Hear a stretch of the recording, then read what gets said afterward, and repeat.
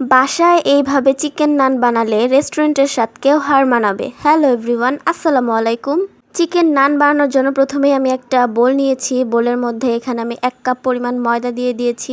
তার সাথে আরও হাফ কাপ আমি ময়দা দিয়ে দিয়েছি। টোটাল 1.5 কাপ ময়দা আমি দিয়েছি। দিয়ে দিলাম হাফ চামচ চিনি, প্রায় 1 চা চামচের মতো ইস্ট আমি দিয়ে দিলাম লবণ। তারপর এই শুকনো উপকরণগুলোকে একসাথে আমি মিক্সড করে নিব।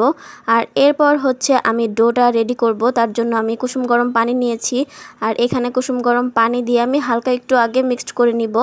আর এই ফাঁকে আমি একটা কথা বলে রাখি, এখানে আমি ডিম মিক্সড করেছিলাম। একটা ডিমকে ভালোভাবে ফেটিয়ে তার 3 ভাগের 2 ভাগ আমি এটার মধ্যে মিক্সড করেছি। তবে এখানে আমার সেই ডিম মিক্সড করার ভিডিওটা ডিলিট হয়ে গিয়েছে, তো আপনারা একটু ডিমটা মিক্সড করে নেবেন। তারপর সুন্দরভাবে ডোটা তৈরি হয়ে গেলে আমি এটাকে ঢেকে প্রায় আধা ঘন্টার জন্য রেখে দিব। আর এরপর হচ্ছে আমি একটা পুর রেডি করব। তো এখানে আমি চিকেনের 2টা পিস নিয়ে নিয়েছি, আর এটা হচ্ছে সলিড পিস। তারপর হচ্ছে আমি একটা ব্লেন্ডার জার নিব, তার মধ্যে হচ্ছে চিকেনগুলোকে আমি দিয়ে দিব। আর এর মধ্যে পেঁয়াজ কুচি দিয়ে দিব, কাঁচামরিচ কুচি দিয়ে দিব। এখানে আমি 3টা কাঁচামরিচ কুচি করে নিয়েছি, দিলাম টমেটো কুচি আর হচ্ছে ধনেপাতা কুচি, আর স্বাদ মতো লবণ, সামান্য পরিমাণ লবণ দিয়েছি। এরপর এটাকে আমি ব্লেন্ড করে নিব একটু সামান্য পানি দিয়ে। তো ব্লেন্ডটা এরকম হয়েছে। তো এটাকে আমি সাইডে রেখে একটা প্যান বসিয়ে দিলাম। প্যানে আমি হালকা একটু তেল দিয়ে দিলাম, তার মধ্যে আদা রসুন পেস্ট, তারপরে গরম মশলা, ধনিয়ার গুঁড়া, হলুদের গুঁড়া, লবণের গুঁড়া, মরিচের গুঁড়া আর হচ্ছে জিরার গুঁড়া দিয়ে এইটাকে আমি হচ্ছে তেলটার মধ্যে আমি দিয়ে দিব। আগে এটাকে একটু তেলটার মধ্যে মশলাগুলোকে একটু ভেজে নিব যেন কাঁচা গন্ধটা চলে যায়। আর এরপর হচ্ছে আমি কোনো পানি দিব না, জাস্ট তেলের মধ্যে এটাকে ভাজবো। তো এখন আমি যেটা ব্লেন্ড করে রেখেছিলাম সেই ব্লেন্ড করা এটা আমি এটার মধ্যে দিয়ে দিব। দিয়ে খুব ভালোভাবে এটাকে আমি মশলার সাথে মিক্সড করে নেড়ে চেড়ে নিব। আর চিকেনের পুরটা তৈরি করার জন্য এইভাবে করে নিলে খুব সহজ হয় আমার মনে হয়।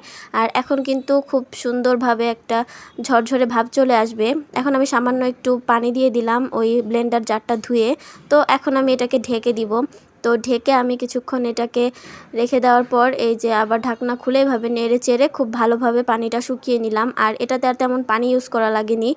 পুরটা খুব ভালোভাবে ভাজা হয়ে গেলে তারপর আমি একটা বাটিতে উঠিয়ে নিয়েছি। তো এরপর আমি যে ডোটা রেডি করে রেখেছিলাম, ডোটা কি সুন্দর মাশাআল্লাহ ফুলে একদম সফট হয়ে গিয়েছে। তো এখন আমি ডোটাকে খুব ভালোভাবে একটু মথে নিব। আর এই পর্যায়ে হচ্ছে এই ডোটাকে কিন্তু খুব ভালোভাবে মথে নিতে হবে।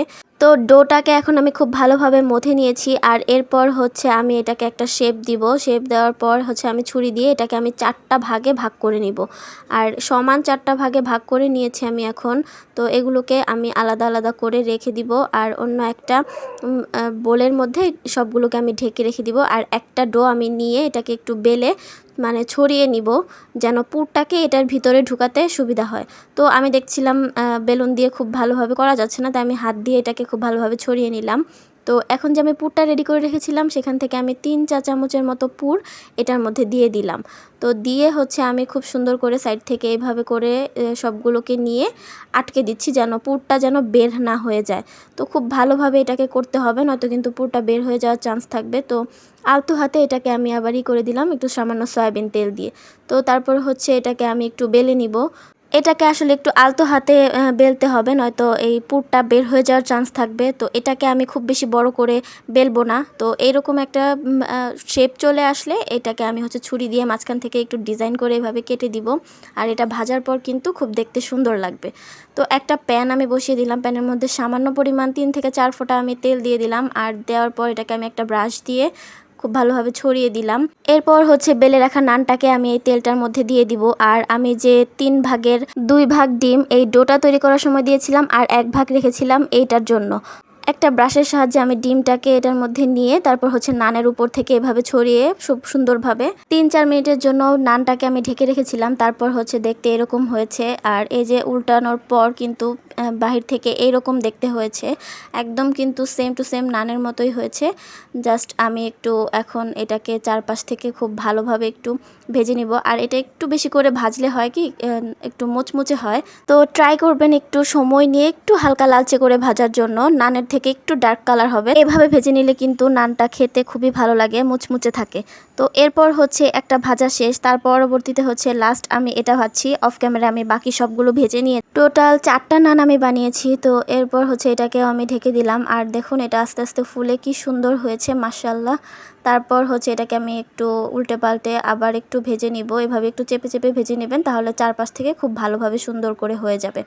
আর এই হচ্ছে আমার চিকেন নানটা রেডি। আর এখন আমি এটাকে একটু কেটে দেখাবো এটা ভিতর থেকে কেমন হয়েছে। তো এই যে আমার নানটা এইরকম দেখতে হয়েছে দুই পাশ থেকেই। তো এখন আমি একটা ছুরি দিয়ে এটাকে সুন্দরভাবে কেটে দেখাবো।